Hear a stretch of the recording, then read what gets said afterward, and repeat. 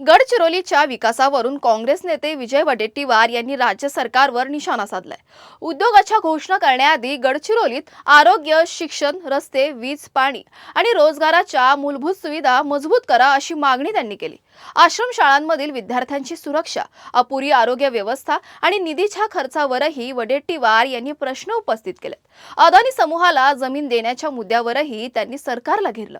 गडचिरोलीच्या विकासाला काँग्रेसचा विरोध नाही, मात्र स्थानिकांच्या हक्कावर गदा आणून नैसर्गिक संपत्तीची लूट सहन करणार नाही असा इशारा वडेट्टीवार यांनी दिला आहे। कोणी असू दे, सिव्हिल सर्जन असू दे किंवा तिथला डॉक्टर असू दे, यावर सदस्य म्हणून मी तर यापूर्वीच्या त्या चामोर्शीच्या डॉक्टरावर अशाच प्रकारे निलंबनाची कारवाई झालेली होती एकदा। आता परत ते चुका होत आहे आणि त्या चुका केल्यामुळे त्याला कायमचा एकतर काढून टाका जो कोणी डॉक्टर असेल त्यांना। यामुळे आज हा महत्वाचा विषय येतो की इथल्या आरोग्य व्यवस्थेकडे मुख्यमंत्र्यांनी स्वतः लक्ष दिलं पाहिजे। किमान तुम्ही पालकमंत्री म्हणून महिन्यातील एक दिवस तरी पूर्ण जिल्ह्यासाठी काढा। या सगळ्या व्यवस्थेवर सध्या काही आढावा घ्या।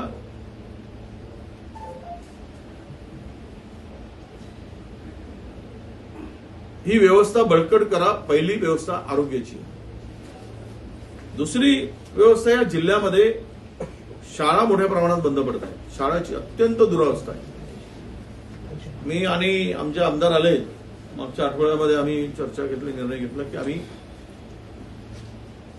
या शाळांना काही भेटी देऊन तिथल्या सुविधांचा आढावा सुद्धा आम्ही घ्यायचं ठरवलं आहे।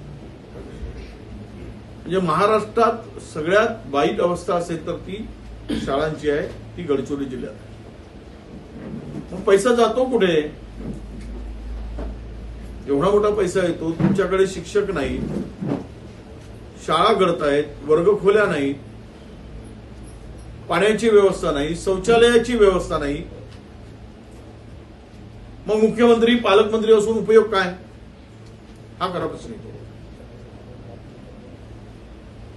तुम्ही इन्फ्रास्ट्रक्चरवर यावर्षी मागच्या 5 वर्षाचं गणित काढलं तर 19 लाख कोटी रुपये या राज्यातील इन्फ्रास्ट्रक्चरवर खर्च केले। समृद्धीसारख्या महामार्गावर, सिलिंगसाठी, समृद्धीच्या एक्सटेन्शनसाठी, शक्तीपीठ बांधताय। या सगळ्या मोठमोठे जे काही इन्फ्रास्ट्रक्चर उभे झाले गेल्या 5 वर्षामध्ये 19 लाख कोटीची कामं झाली। आणि तुम्ही शाळांसाठी मात्र 25,000 कोटी दिले तरी या सगळ्या व्यवस्था बळकट होऊ शकतील।